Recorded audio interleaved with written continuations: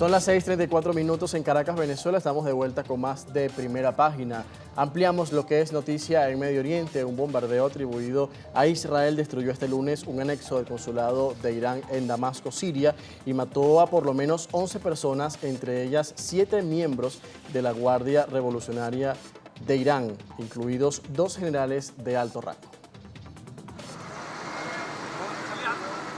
El Ejército Ideológico de la República Islámica de Irán confirma en un comunicado el fallecimiento de 7 de sus miembros, entre ellos 2 altos mandos de la Fuerza Quds, su brazo de operaciones exteriores.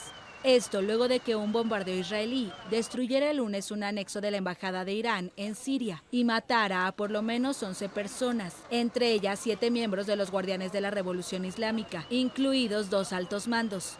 El movimiento libanés Hezbollah, respaldado por Irán, advirtió que Israel pagará por matar a altos mandos de los Guardianes de la Revolución Islámica. Por su parte, las autoridades de Teherán prometieron responder de manera decisiva a este ataque sin precedentes contra un edificio diplomático iraní en Siria, donde Irán y sus aliados, enemigos de Israel, apoyan al gobierno de Bashar al-Assad.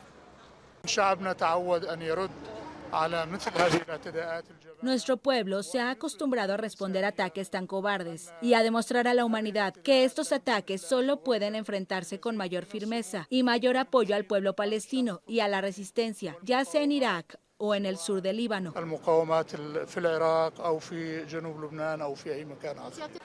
El embajador iraní en Siria, Hussein Akbari, quien resultó ileso, aseguró a la televisión estatal iraní que el ataque se realizó con aviones de combate F-35 y 6 misiles. Desde el inicio, el 7 de octubre, de la guerra entre Israel y Hamás en la Franja de Gaza, ha ido creciendo el temor a que el conflicto adquiera una dimensión regional. Israel ha intensificado los ataques contra otros grupos vinculados a este movimiento islamista palestino y como él respaldados por Irán. Ponemos la lupa sobre esto y para analizar el contexto recibimos esta mañana a nuestro invitado Carlos Verísimo Estorace, es analista en política exterior, está con nosotros desde Montevideo, Uruguay. Buenos días, estimado, ¿cómo está? Buen día, José Enrique, buen día, ¿cómo les va a todos? Buen día. Muy bien, gracias a Dios. Muchísimas gracias por atendernos estos minutos en Primera Página. En primer lugar, quisiera consultarle, cuando se suma este suceso, ¿qué tanto empeoran las cosas en Medio Oriente en medio de la guerra en Gaza, los diferentes frentes abiertos y el enfrentamiento constante pero indirecto entre Irán e Israel? ¿Continuaría una guerra proxy en el caso del grupo Hezbollah, que es promovido y financiado por Irán, o ya veríamos un enfrentamiento directo entre Irán e Israel?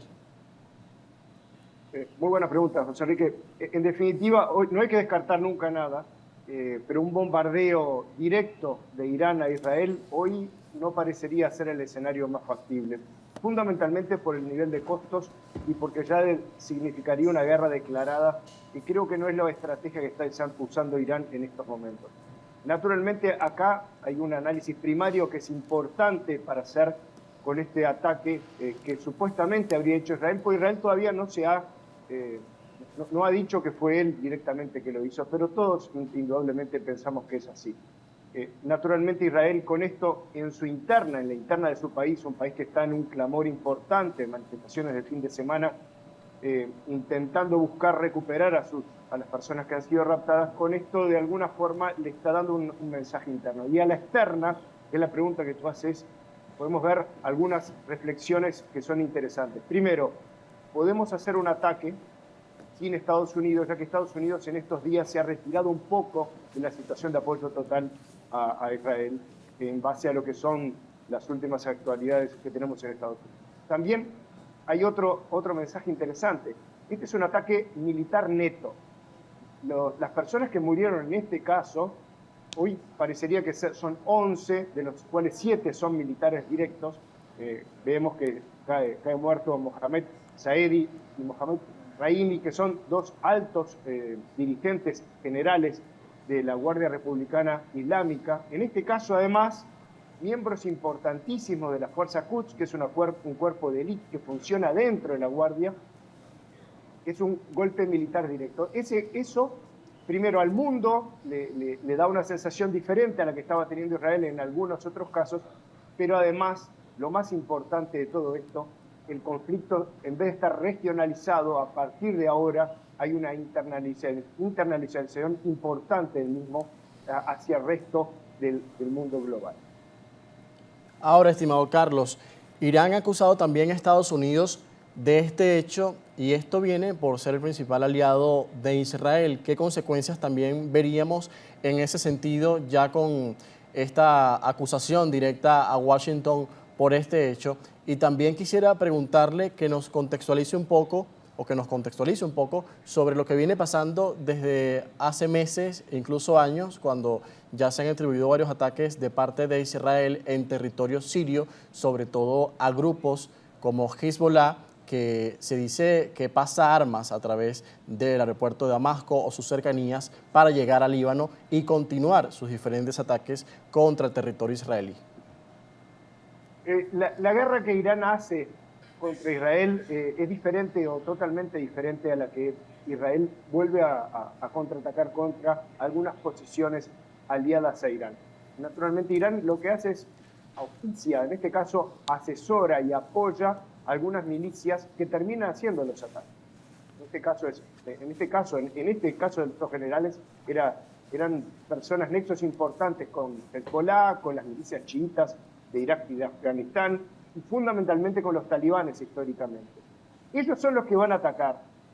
El anuncio de anoche hecho por Irán es a Estados Unidos, porque naturalmente es mucho más general ese ataque que solo a Israel o a bases de Israel, y además porque es su enemigo de toda la vida. Pero en definitiva no va a atacar Irán, va a atacar Hezbollah. Eso es lo que el mundo está esperando en cualquier posición de todo esto. Israel naturalmente contraataca, o ha contraatacado durante años, meses, como usted bien dijo, contra posiciones de Hezbollah o posiciones de otros grupos sediciosos que están instalados en el norte de Israel en forma frecuente. Algunas veces es contraataque, otras veces son ataques generales, intentando de esa forma, no en forma directa, no es como la incursión en Gaza, acá son ataques que son aéreos o con drones o bombas disparadas por aviones, etcétera, etcétera, como fue en este caso, pero no ingreso directamente en territorio. Es bastante diferente la forma de actuar entre uno y otro, pero en definitiva estamos en una situación de guerra frontal entre muchos países en esa zona del mundo. ¿Cómo entra en juego a partir de este hecho y otros que se han generado la participación de otras potencias en el Medio Oriente, en el medio de esa geopolítica también de las guerras que están activas, no solamente el caso de Irán, sino también el caso de Rusia, que está presente en el territorio sirio desde el inicio de la guerra en ese país, y también esa relación turbulenta que se ha visto durante estos últimos meses con Israel, porque ha condenado directamente a Jerusalén por lo que ocurre en la Franja de Gaza. Sin embargo, han sido muy comedidos debido a que se dice que Rusia autoriza parte de los ataques que lleva a cabo presuntamente Israel en el territorio sirio. ¿Cómo se reorganiza ese argumento también a partir de esa geopolítica que existe? Naturalmente hay una geopolítica entre Irán, Corea del Norte, alguna aceptación por parte de China y alguna frecuente envío de armas de Corea del Norte a Rusia en este momento. Es interesante ver todo eso. La geopolítica del mundo ha cambiado desde Ucrania para acá y con lo de Israel ha cambiado un poco más, marcando realmente dos sistemas en el mundo.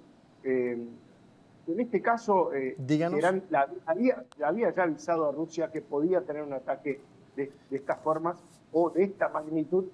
Rusia de alguna forma lo desoyó, no le dio demasiados oídos.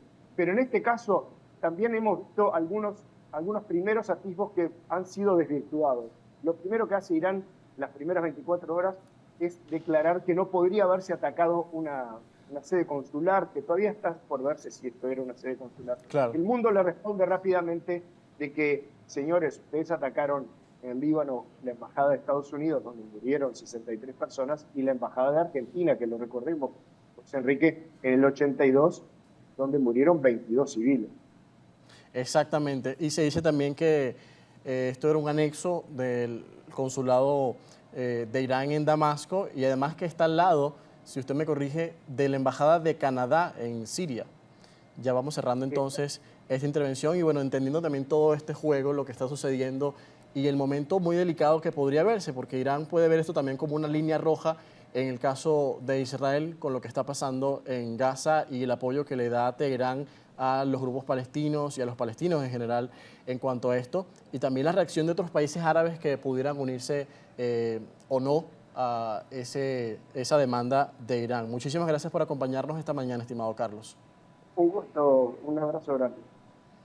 Hoy con nosotros Carlos Verísimo Estorace, analista en política exterior desde Montevideo, Uruguay, analizando esta delicada situación que se ha dado en Damasco durante el día de ayer lunes, que algunos lo ven como un claro mensaje de Israel hacia Irán ante posibles ataques que quieran perpetrarse, pero también Irán lo ve como una línea roja que se da en este contexto de turbulencia en el marco de los temores que hay de que la guerra en Gaza pueda exteriorizarse y expandirse a otros lados de la región, aparte de lo que ya ocurre en el Mar Rojo con los hutíes, en el norte de Israel y en el sur del Líbano, en el caso de Hezbollah, y ahora también con los ataques que se dan recurrentemente en Damasco, que tiene frontera también con Israel, o Siria, que tiene frontera con Israel. Vamos a la pausa, 6:45 minutos de la mañana, ya regresamos con más.